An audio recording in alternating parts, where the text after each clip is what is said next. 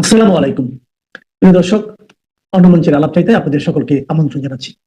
Deep state যে কাজে ইউনূসকে লাগিয়েছিল, ডিপ স্টেট 100% সফল এবং ইউনূস তার কাজ করে দেখিয়ে দিয়েছে। দেশটাকে মোটামুটি সিরিয়া বানিয়ে ইউনূস আরো গভীর অন্ধকারে দেশটাকে ঠেলে দিচ্ছে। এখনো কিছু হয়নি, আরো হওয়ার বাকি আছে। গতকাল সারা রাত আমি লাইভ টিভি দেখেছি, বিভিন্ন চ্যানেল আমি ঘুরিয়ে ঘুরিয়ে, সেখানে দেখে আর সকালবেলা যা খবর আমি পেলাম তাতে থেকে আমার এই উপলব্ধি। এখন কালকে সারা রাত্রিবেলা সারাদিন কি হলো হাদির মৃত্যুর ঘটনা শোনার পর, কালকে আমি একটা খবর করেছিলাম, সেখানে বলেছেন 98% ডেথ ঘোষণা করে দিয়েছে। তো যাই হোক, 152টা স্থাপনায় আগুন লাগানো হয়েছে। 152টা স্থাপনায়, ঢাকা সহ 10টি জায়গায় 10 জন মারা গেছেন, নিখোঁজ অন্তত 7। এর মধ্যে ঢাকায় 3 জন, সাতক্ষীরায় 5 জন, চিটাগাঁওয়ে 1 জন, খুলনায় 1 জন, ময়মনসিংহে 1 জন। এই যে সাতক্ষীরাতে, এই চিটাগাঁওতে, সাতক্ষীরাতে এখানে একজন হিন্দু আছেন সংখ্যালঘু, খুলনায় 1 জন সংখ্যালঘু এবং ময়মনসিংহে 1 জন সংখ্যালঘু। তার মানে 10 জন যে মারা গিয়েছেন হামলায়, এই 10 জনের মধ্যে 3 জন হচ্ছে সংখ্যালঘু সম্প্রদায়ের মধ্যে। এটা পুরো হচ্ছে পুরো রাষ্ট্রীয় পৃষ্ঠপোষকতায়। এখানে পুলিশ এবং সেনাবাহিনী সম্পূর্ণ নিষ্ক্রিয়। আমি দেখলাম পুলিশ চুপচাপ দাঁড়িয়ে আছে, সেনাবাহিনী আদর আপ্যায়ন করে বুকে জড়িয়ে ধরে তাদেরকে সমঝে তাদেরকে পাঠানোর চেষ্টা করা হচ্ছে, যখন প্রথম আলো এবং ডেইলি স্টার যখন জ্বালানো হচ্ছে সেই সময়তে। ওই যে হাজার হাজার জনতা দেখছেন না, তার মধ্যে হয়তো 200-300 হয়তো এই ছাত্র জনতার নামে এই উচ্ছৃঙ্খল বাহিনী রয়েছে, আর বাকিটা হচ্ছে উৎসুক মানুষ এবং কিছু ইউটিউবের লোক যারা ওই ছবিগুলো তুলছেন। তাই রাষ্ট্রীয় সেনাবাহিনী, রাষ্ট্রীয় পৃষ্ঠপোষকতা, এই কারণেই আমি বলছি যে এই সেনাবাহিনী এবং পুলিশ, যাদের জাতিকে রক্ষা করা, দেশকে রক্ষা করা যাদের দায়িত্ব, তারা সেই দায়িত্বে সম্পূর্ণ ব্যর্থ হয়েছেন। চিটাগাঁওয়ে ভারতীয় ডেপুটি হাই কমিশনার অফিস ভাঙচুর হয়েছে, খুব ভালো করেছেন এটা। খুলনায় ভারতীয় ভিসা অফিস ভাঙচুর। ঢাকার ইন্দিরা গান্ধী কালচারাল সেন্টার যেটুকু ছিল ওটুকু, বাকিটুকু লুটপাট করে নিয়ে গিয়েছে। এদের বক্তব্য হচ্ছে ওই 5 উপদেষ্টার পদত্যাগ চাই, যে 5 উপদেষ্টার কথা গতকালকে আমি আপনাদেরকে বলেছিলাম। স্বরাষ্ট্র, পররাষ্ট্র, গৃহায়ন এবং গণপূর্ত দপ্তর, পরিবেশ এবং আইনমন্ত্রী। উল্টো দিকে পদত্যাগ তো দূরের কথা, আমাদের যিনি স্বরাষ্ট্র উপদেষ্টা তিনি বলেছেন আওয়ামী লীগ ধরো আর জেলে পড়ো। একদিকে কথা উঠছে এইটা করেছে ভারতবর্ষ কি করেছে না করেছে সেটা আমি সন্ধ্যের ভিডিওতে বলবো। ভারতবর্ষের সঙ্গে কতটা জড়িত বা আদৌ জড়িত কিনা, জড়িত হলে কিভাবে জড়িত আর কিভাবে তারা পালিয়ে এলো, আমি বিকেলবেলা বলবো, এই সন্ধ্যাবেলা বলবো এটা। তো এখন এই খবরটা আমি ফিরি। সাতক্ষীরার জেল ভাঙার চেষ্টা, গুলিতে আহত 2, মানে জেলবন্দি 2 তারা আহত হয়েছে ওই জেলের পুলিশের গুলিতে। আচ্ছা, আজকে নামাজের পর, আজকে শুক্রবার, আজকে নামাজের পর ঢাকা হাই কমিশনার অফিস অভিযান হবে।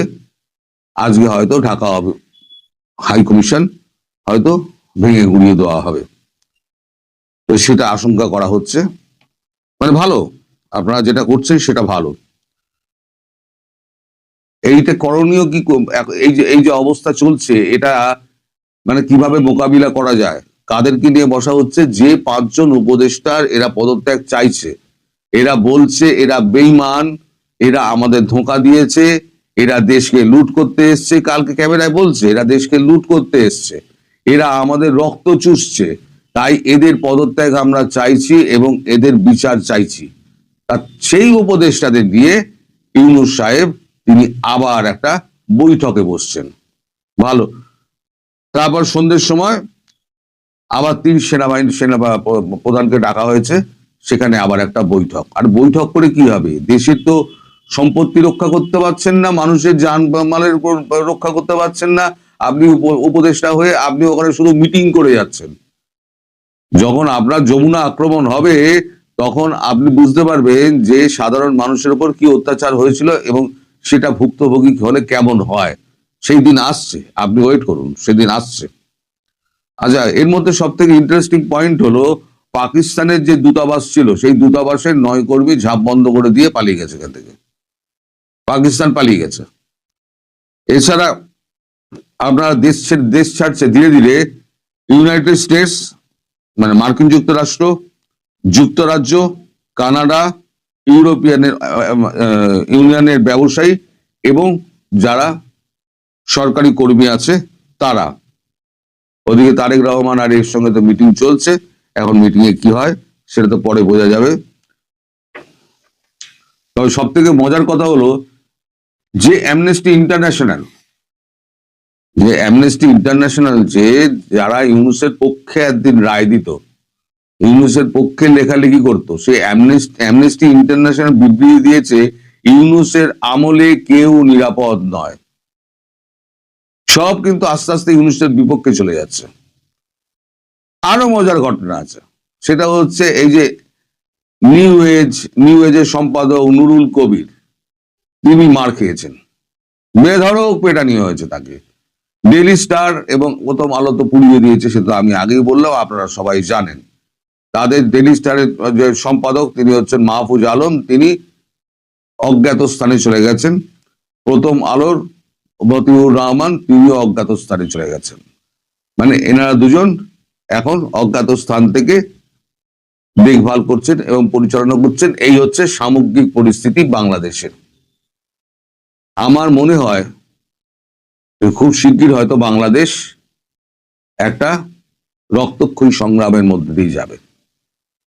তার কারণ হচ্ছে এই যে আওয়ামী লীগ ধরো আর জেলে পড়ো, এই কথাটি এই যে স্বরাষ্ট্র উপদেষ্টা যেটা বলেছেন, তাতে কি হবে? আওয়ামী লীগের কর্মীরা ম্যাক্সিমাম কজন পালিয়েছে?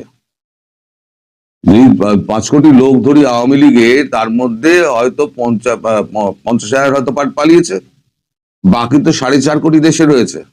তারা যখন দেখবে আমরা তো এমনিতেই মরবো, অমনিতেই মরবো, এরা যখন ফাইট ব্যাক শুরু করবে তখন আর একটা সিরিয়া বাংলাদেশের বুকে তৈরি হবে। আর হাই কমিশনের গায়ে হাত দেওয়া মানে বাংলাদেশের কপালে দুঃখ আছে, কূটনৈতিক সমস্ত সম্পর্ক ছিন্ন করে দেবে। ভারত হয়তো আর কোনো অ্যাকশনই নেবে না যে তোরা মারপিট করে মর, আমি আমার সীমান্ত রক্ষা করছি। তোরা খাবার পাবি না, তোরা বিদ্যুৎ পাবি না, তোরা জল পাবি না, সব বন্ধ করে দেওয়া হবে। এবার দেখি কতদিন তোরা এই লড়াই করতে পারিস। ভারতবর্ষ আমার মনে হয় সেই দিকেই যাবে। এবার কোনো রকম লড়াই ফড়াইতে ভারতবর্ষ আর যাবে না। তোরা যখন নিজেরাই মারপিট করে মরছিস তখন নিজেরাই মারপিট করে মর। আচ্ছা, ধরুন তর্কের খাতিরে আমি ধরে নিচ্ছি ভারতবর্ষ থেকে এখান থেকে ঢুকে গেল, ঢুকে গিয়ে এখানে মেরে দিয়ে আবার এখানে ফিরে চলে এলো, খুব ভালো কথা, ঠিক আছে। যে একেবারে করে না আমি সে কথা বলবো না, এরকম টার্গেট কিলিং করে, কিরকম ভাবে করে না করে আমি সন্ধ্যেবেলায় করবো। কোভার্ট অপারেশন কিভাবে হয়, কাদের কাদের কিভাবে কি করেছে না করেছে আমি সন্ধ্যেবেলা বলবো। কিন্তু আমার বক্তব্য হলো এই কি যাদেরকে মারা হলো, যে কাগজগুলো পোড়ানো হলো, যে কাগজের অফিস পোড়ানো হলো, সেখানে কতজন আহত বা নিহত হয়েছে তার সংখ্যা এখনো জানা যায়নি। ভেতরে আটকে ছিলেন অনেকে, সেই সংখ্যা এখনো জানা যায়নি। তো তারা কি ভারতীয় ছিলেন? ওই কোম্পানিটা কি ভারতীয় কোম্পানি ছিল? ওটা বাংলাদেশের অর্থায়নে বাংলাদেশের একজন ব্যবসায়ী তারা কাগজ কোম্পানি করেছিল, সেই কাগজটা আপনারা পড়তেন।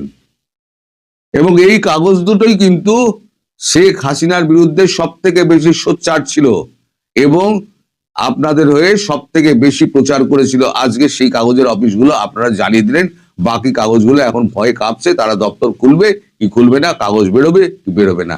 আজকে যদি এই শুক্রবারের পর উন্মত্ত জনতা, এ তো একটা মানে পাগল হয়ে গেছে এরা, উন্মত্ত জনতা যদি আর দুটো কাগজের অফিস ভাঙে তাহলে বাংলাদেশ থেকে সমস্ত কাগজ এবং চ্যানেল, সমস্ত সম্প্রচার এবং প্রচার বন্ধ হয়ে যাবে। তাহলে তখন আপনারা কি করবেন? একটা ব্লকেডের মধ্যে পড়ে যাবেন। পৃথিবী থেকে বিচ্ছিন্ন হয়ে গেছেন। এই যে সবকটা চলে যাওয়া, ইউএস থেকে ইউকে পর্যন্ত, কানাডা, ইউরোপিয়ান ইউনিয়ন সব যে চলে যাচ্ছে, এবার তার অর্থটা বুঝতে পারছেন? তারা বুঝতে পারছে যে একটা আর একটা সিরিয়া হওয়ার মুখে এসে দাঁড়িয়েছে, ফলে এখান থেকে পালাও। আপনাদের দেশ, আপনারা কি করবেন আপনারা বুঝে নিন। তবে গৃহযুদ্ধের দিকে একটা বাংলাদেশ যাচ্ছে।